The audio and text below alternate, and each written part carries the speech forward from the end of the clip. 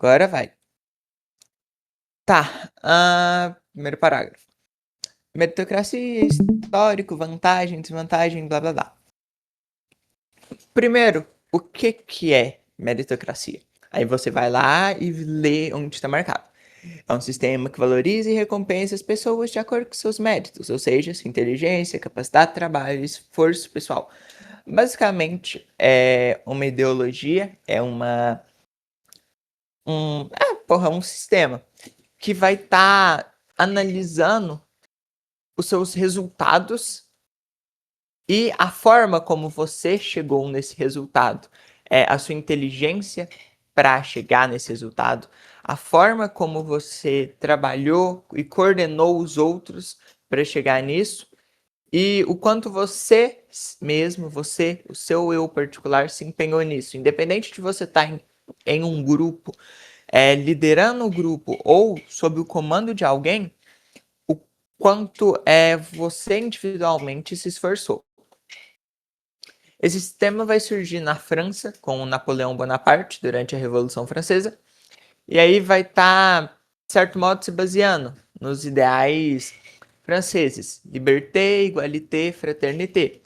E nisso, para se basear nesses ideais, Napoleão vai remover os benefícios que a nobreza tinha, tudo aquilo que tornava a nobreza nobreza. E ele vai estabelecer um sistema em que todo mundo vai ter chance de subir de camada social, todo mundo vai ter chance de ter uma vida melhor, independente se você era da nobreza ou um camponês qualquer. A partir da adoção da meritocracia por Napoleão, você, seja um camponês qualquer, um soldado, um nobre ou um religioso, todos têm a capacidade de ter uma vida confortável, uma vida adequada. Ok? Tá. Isso vai ser adotado principalmente nos Estados Unidos e países anglo-saxões. Quais países são anglo-saxões? Dá pra gente citar Inglaterra, Irlanda, Escócia, País de Gales, esses países ali que estão nas ilhas próximas à Inglaterra. Ok. A palavra meritocracia vem do latim meritum, que significa mérito, e do grego kratos, que significa poder.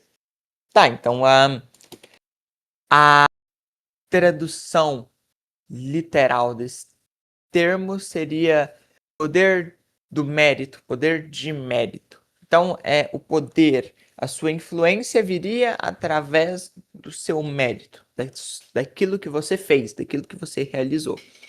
Ok? Esse termo literal, poder do mérito, foi usado a primeira vez por um sociólogo britânico, Michael Young. Tá, esse sociólogo vai escrever um livro em que ele vai criticar o ensino da época, que valorizava apenas o resultado final dos estudantes, não considerando o esforço individual, capacidades de cada um e as diferenças, sejam elas físicas, intelectuais, sociais, ou econômicas ou políticas. Basicamente é a mesma coisa que rola no sistema de ensino atual, né? Galera, voltei aqui, eu tava jantando, tá? Teve alguma coisa de muito relevante aí enquanto. Depois você vê na gravação. Mas foi pouca coisa. Enfim. Tá. Bora. Nesse livro, tá. E aí ele criticava esse sistema de ensino, pois, de acordo com ele, seria um problema uma sociedade que se baseasse apenas no mérito, sem considerar solidariedade e justiça social. Ou seja, para ele, se você não considerar a condição do outro, a capacidade, as situações que eles se encontram, não estaria sendo justo. Todos teriam que ter ali situações adequadas ao modo em que a pessoa está, a condição que ela está vivendo. Tá, e aí, blá blá blá, uma visão crítica e irônica desse sistema que foi sendo adaptado e adaptado por diversos países. Tá, e aí, pro final, fala que esse sistema de meritocracia, escrito no livro desse sociólogo, vai ser adotado por alguns países, mas vai ser modificado em algumas partes, de modo a se adaptar melhor à ideologia desses países. Alright?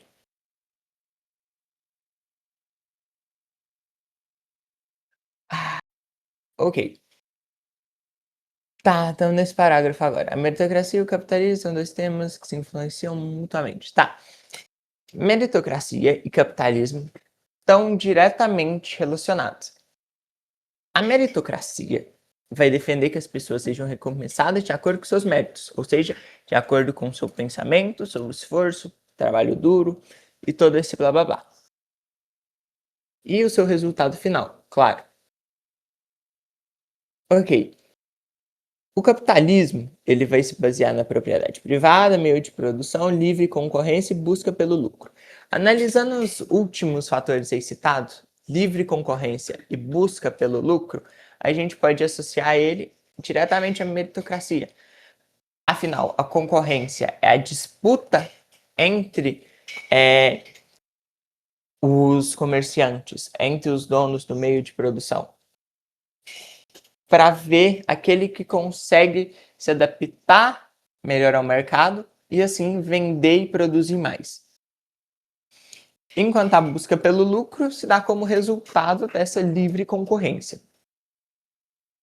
Ok, entendido isso, você consegue interligar que esse mérito, ou seja, sua inteligência, o seu trabalho, seu esforço, vão estar servindo como resultado durante a disputa, graças a essa livre concorrência, e vai acarretar no ponto final, que é o lucro. Ambos sistemas valorizam a competição, o individualismo e o empreendedorismo, que foi a explicação que a gente acabou de ter. Tendem a ignorar ou justificar as desigualdades sociais existentes.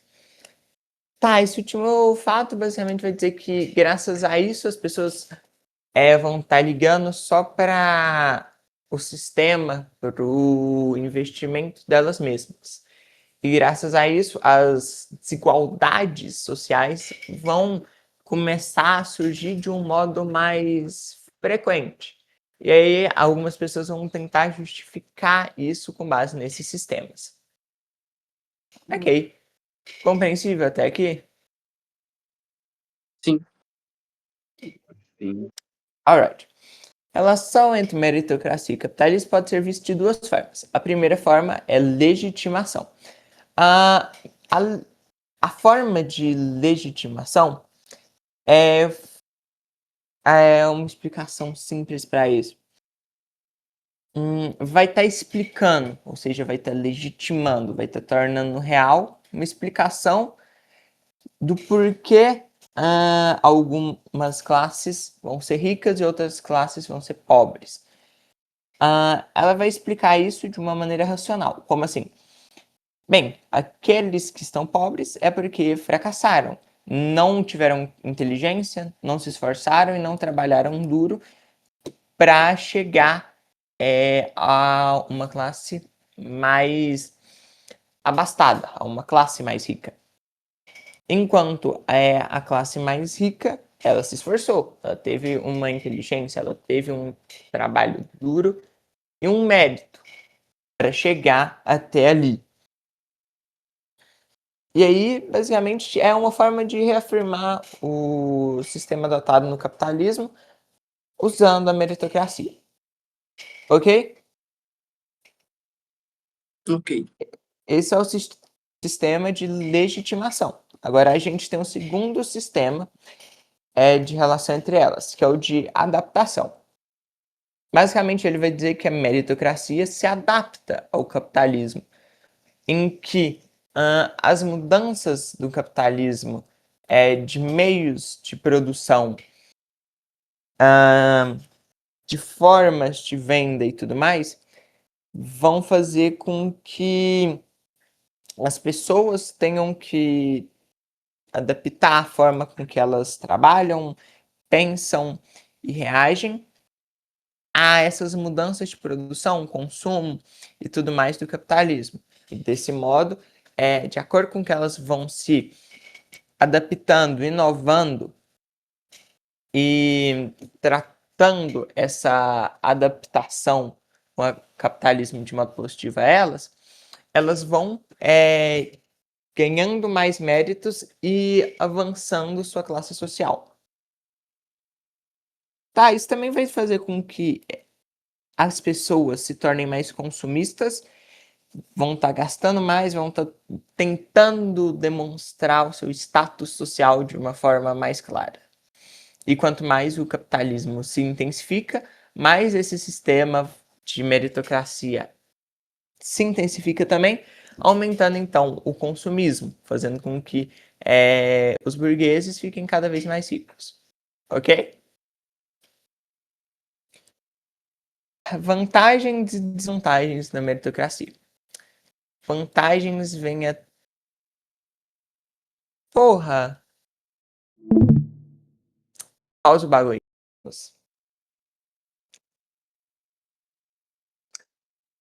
Ok. Bora? Tá. Retornamos após problemas técnicos. Eba. Tá. Vantagens da meritocracia. Estímulo à boa performance. O primeiro ponto. Basicamente, vai fazer com que as pessoas se dediquem mais, seja ao seu trabalho, ao seu estudo, ao seu negócio, buscando ter melhores resultados, buscando se qualificar para ter seus méritos reconhecidos e conseguir um aumento salarial, uma promoção ou alguma outra qualidade, algum outro benefício. Então, por exemplo, dá pra gente ser o Alamar no colégio. Não que mude muita coisa, não que dê um benefício ou sei lá o que, não muda porra nenhuma. Sigamos. Construção de uma boa imagem na empresa ou na escola, na faculdade, seja lá o que for. Basicamente, esse sistema de mérito vai fazer com que quando você ser reconhecido, quando você for reconhecido pelos seus resultados, pelos seus méritos, você vai estar se tornando mais atrativo. Você vai se tornando mais visível, fazendo com que dessa forma as pessoas queiram, por exemplo, te ter dentro da sua empresa, te dar um cargo mais alto. Ou no caso de uma universidade, se tiver um trabalho, algo do tipo, você vai ser chamado para preencher esse espaço e acoplar mais conhecimento àquilo que vai ser apresentado. E ainda se relacionando a esse estímulo, a boa performance e construção de boa imagem, vem a possibilidade de alcançar boas posições, como foi falado. Você tendo bons resultados, tendo uma boa imagem, dentro de uma empresa, por exemplo, você pode conseguir alcançar um cargo, uma função mais elevada, de maior prestígio, dessa forma aumentar o seu salário, por exemplo. Ok, essas são as vantagens. Está relacionado ali mais à questão de performance, resultado individual e cargos e funções. Entre as desvantagens, a gente vai ter fomento ao individualismo entre os colaboradores. Basicamente, como vai ser o mérito individual, ou seja, o seu resultado, você não vai estar nem aí para os outros. O seu objetivo é conseguir o seu resultado e, a partir disso, conseguir um cargo, conseguir uma função. Isso vai fazer com que gere uma competição excessiva. E às vezes até com algumas pessoas dentro dessa competição utilizando de trapaças ou métodos ilícitos. Ok. Além desse fomento ao individualismo, a gente pode falar aumento das desigualdades sociais. Aqueles que não tiveram as mesmas oportunidades de avanço, ou até mesmo de sorte em conseguir uma chance de se provar, não vão conseguir ter bons resultados. E com isso, aquele que teve um bom resultado só vai estar se distanciando cada vez mais daquele que não conseguiu se provar, aumentando então as desigualdades. Desmotivação dos menos favorecidos. E aí, ainda se relacionando ao aumento das desigualdades sociais, aquele que não conseguiu ter essa chance de se provar vai começar a desacreditar que essa chance venha, ou que ele vai ter essa oportunidade, ou mesmo que ele seja capaz, e com isso vai estar desistindo disso. E aí cada vez mais essa desigualdade vai aumentando. Isso daqui é bem bananas. Alright? Ok. Ok. Desigualdades sociais. Let's go.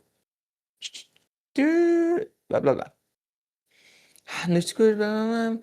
Desigualdade social basicamente é a privação de direitos ou de acesso a recursos para uma pessoa ou um grupo, o que cria distinções entre os indivíduos. O que isso quer dizer? Basicamente, desigualdade social é que um determinado grupo não tem acesso a recursos, ou seja, a água, eletricidade, alimentação saudável, recursos tecnológicos, educação, ou a execução dos seus direitos. Ele não tem os seus direitos colocados em prática. Isso é o que se define a desigualdade social. Um grupo não tem acesso aos seus direitos ou aos seus recursos necessários.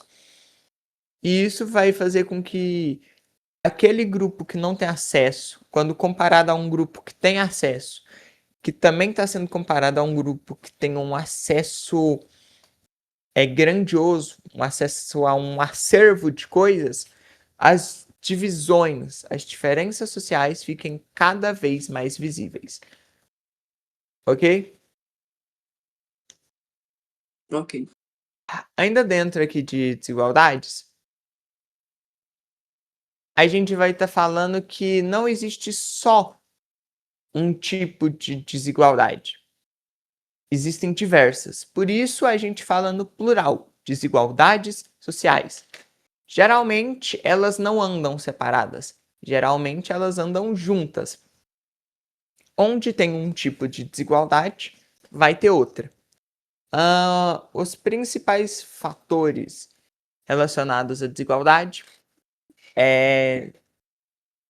são, let's go, relacionados à economia, gênero, raça, religião e quanto às tecnologias novas que vão surgindo. Ok? Beleza. Ok. Tá, em geral, a desigualdade social é isso e ela tem essas variações. Formas de combater ou minimizar as desigualdades sociais. E aqui tem algumas sugestões que poderiam ser eficazes.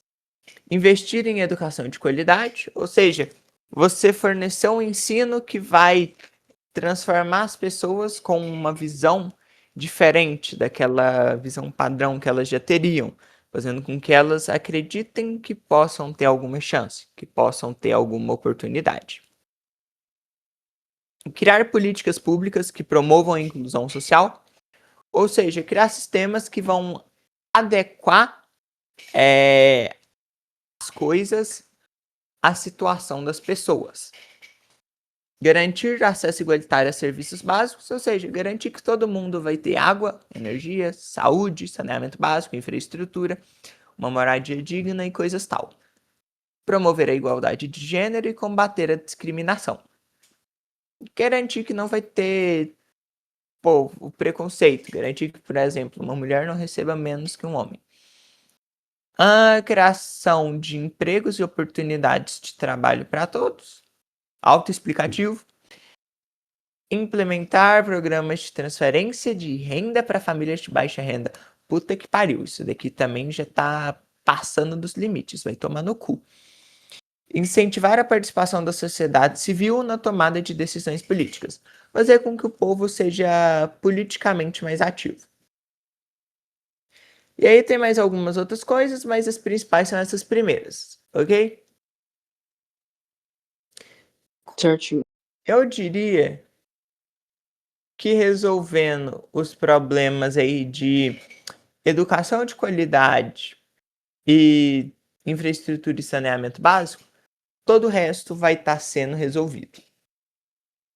Ok, vamos lá. Estrutura social, estratificação e mobilidade social. Estrutura social é como uma sociedade vai estar se organizando de acordo com os aspectos culturais, sociais, políticos, históricos, econômicos que formaram essa sociedade. Essa estrutura social vai se basear, vamos ter o exemplo do Brasil, em que ela se baseou ali na cultura da escravização, patrimonialismo e patriarcalismo. Foram, entre aspas, os pilares da estrutura social brasileira e que vão influenciar como o país é e vai continuar sendo hoje e no futuro.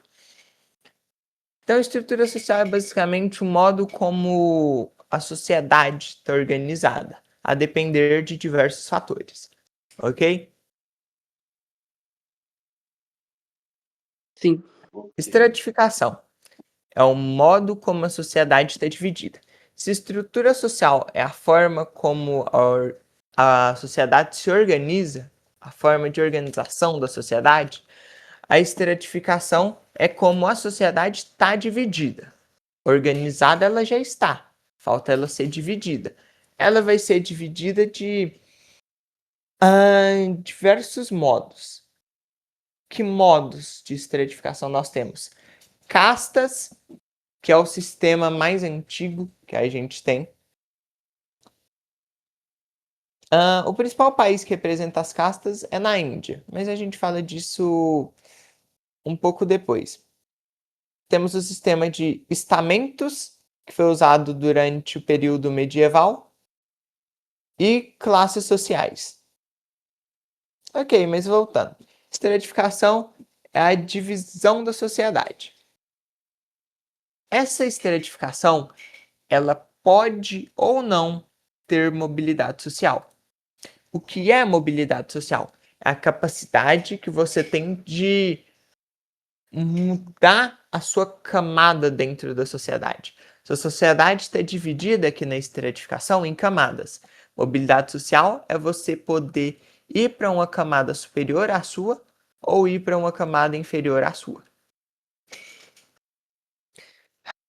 Ok.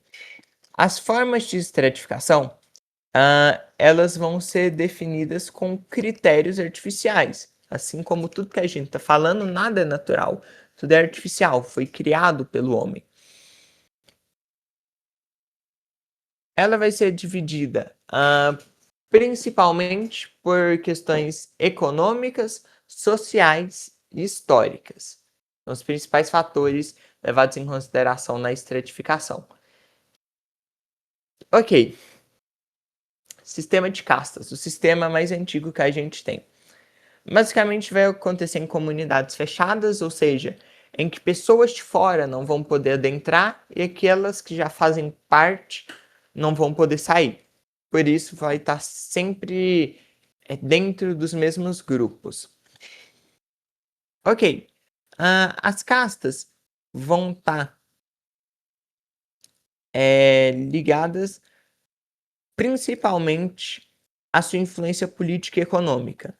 Claro que questões históricas também influenciam, mas políticas e econômicas, porque se você é de uma casta mais alta, você já tem a sua função dentro da sociedade definida e ela não vai ser mudada. E geralmente sua família já tem um poder monetário maior. E aí, graças a isso, e ao fato de ser algo hereditário, ela não vai ter a mobilidade social, ou seja, não tem como você ir de uma casta mais baixa para uma casta mais alta. E isso vai gerar muito preconceito. O maior exemplo que a gente tem do sistema de castas é na Índia. Não vou entrar muito sobre isso, porque o que nos importa é saber o sistema que faz as castas funcionarem, e não as castas dentro de um país, mas sim seu funcionamento. Ok. Estamentos. Estamentos surgiu ali na Idade Média, Idade Medieval, como uma nova forma de organizar a sociedade. O sistema de estamentos é bem mais simples e vai estar definindo a sociedade em os clérigos, o clero, os religiosos, que são aqueles ligados à igreja, que tinha grande influência durante o período medieval, os nobres e guerreiros, que vão coletar impostos, vão lutar pela defesa da cidade e tudo mais. E os agricultores, aqueles que trabalham no campo, ou têm serviços mais simples, como artesãos, ferreiros, e servos. Os servos que vão estar trabalhando, vão estar servindo os nobres ou o clero. São meio que os empregados deles, os escravos deles. Ok? Ao contrário do sistema de castas, ele é levemente mais livre. Ou seja, você tem alguma mobilidade social. É uma mobilidade social muito difícil, mas que pode ocorrer. Você não é obrigado, você não vai ficar necessariamente a vida toda dentro de um mesmo estamento. Você pode ter oportunidade de ir para um outro estamento, contando que consiga certos requisitos. Ok, por último, classes sociais.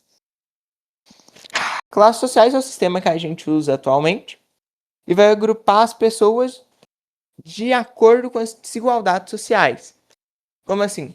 Aqueles que são mais ricos, têm maiores oportunidades, ou seja, estão, entre aspas, no topo do mundo, vão ser as classes maiores.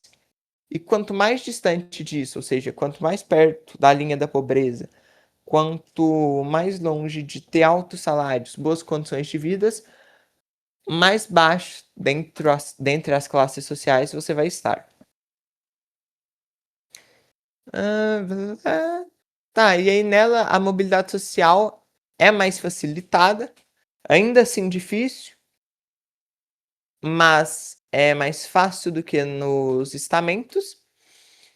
E um ponto importante, você pode descer, ou seja, você pode descender, você pode ir para uma classe social mais baixa, ou você pode subir, você pode ascender de classe, você pode ir de uma classe mais baixa para uma mais alta. Ok. Os principais conceitos quanto a classes sociais são os de Karl Marx, o comunista filha da puta mais presente nessa matéria de merda, e o de Max Weber. Tá, o de Karl Marx vai basicamente afirmar que só temos duas classes sociais. Classes sociais é essas que vão se basear unicamente em critérios sociais. Ou seja, em que grupo você vai estar. No conceito dele, só existem dois grupos: proletariado e burguesia. Proletariado é aquele que vai ter a força de trabalho e vai vender ela. Burguesia é aquele que vai ter os métodos para produzir e vai comprar a força de trabalho. Ainda na teoria dele de classes sociais, o interesse dessas classes, proletariado e burguesia, serão sempre opostos. Afinal, a burguesia vai querer lucrar mais. Para lucrar mais, tem que demitir os funcionários, reduzir seus salários, aumentar a jornada de trabalho ou substituir ele por maquinário.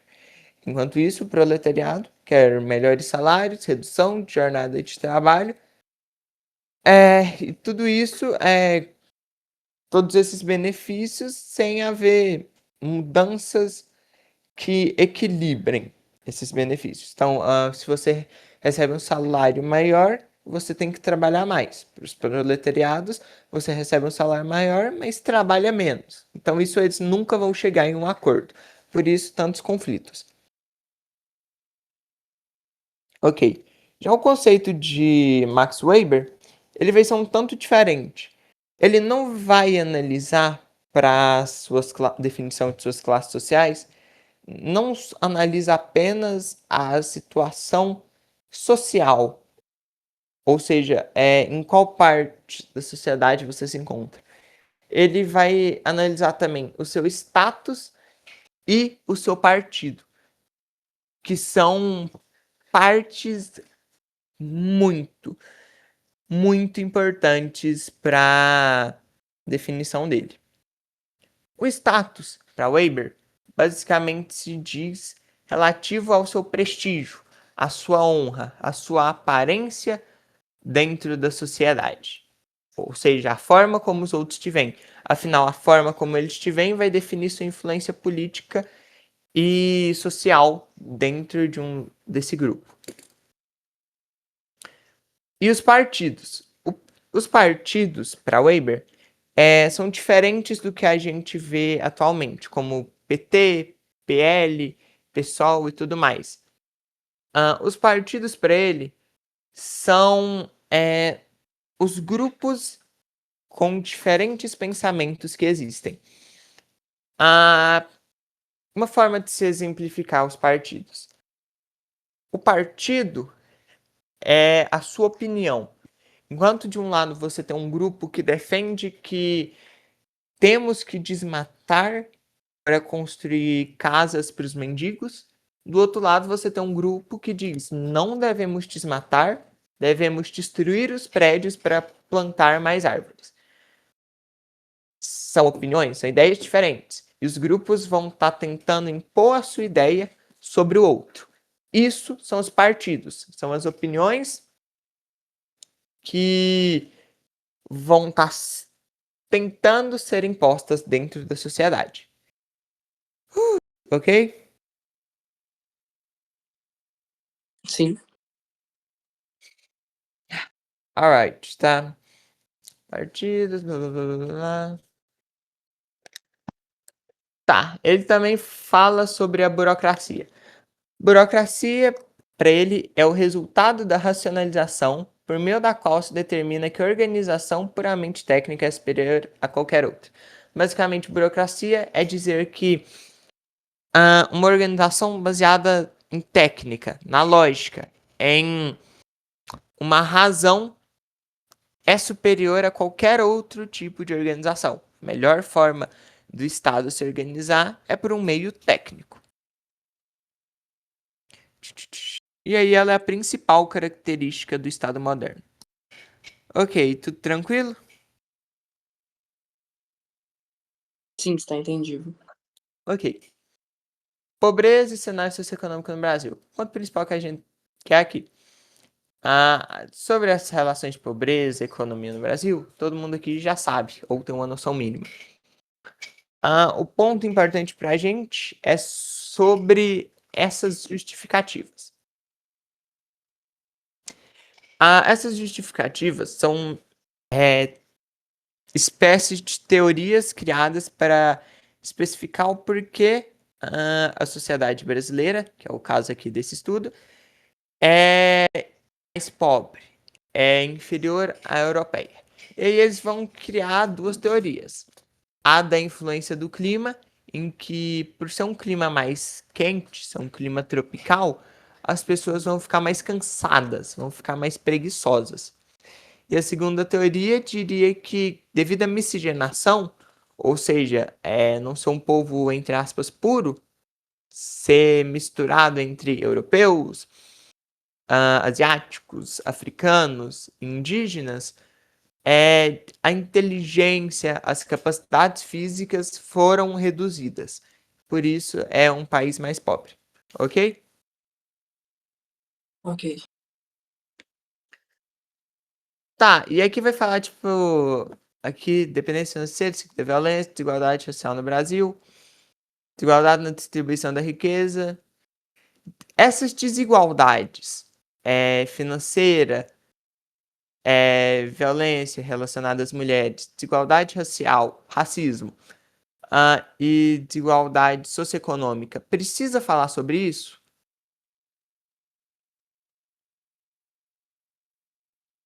Acho que não. E aí, pessoal, e o resto? Precisa? Não tá de boa. Ok, então tá, facilitaram a minha vida em 1000%. Tá, alguns termos que é importante aqui, de certo modo, se saber. Conceito de pobreza. Pobreza, nesse conceito das desigualdades, é a ausência, a carência de bens e serviços essenciais, ou seja, falta de serviços necessários para sobreviver, mas uma falta que não é suficiente para te matar. Não vai te deixar ter uma boa condição de vida, mas também não vai te matar. Pobreza extrema é uma condição muito grave em que a pessoa não tem os bens ou serviços essenciais para viver. A partir da característica da pobreza extrema, já é provável que você morra.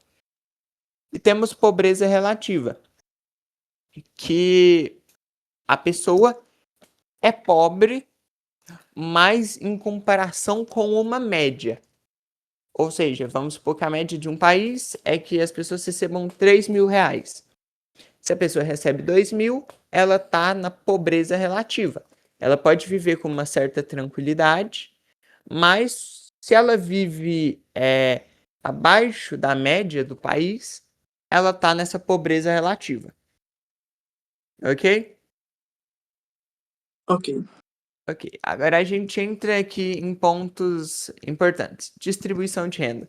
Distribuição de renda é a maneira que a renda vai ser dividida pelas pessoas. Ou seja, como a renda, como o salário é dividido pelos habitantes de uma região, pelos habitantes de um país.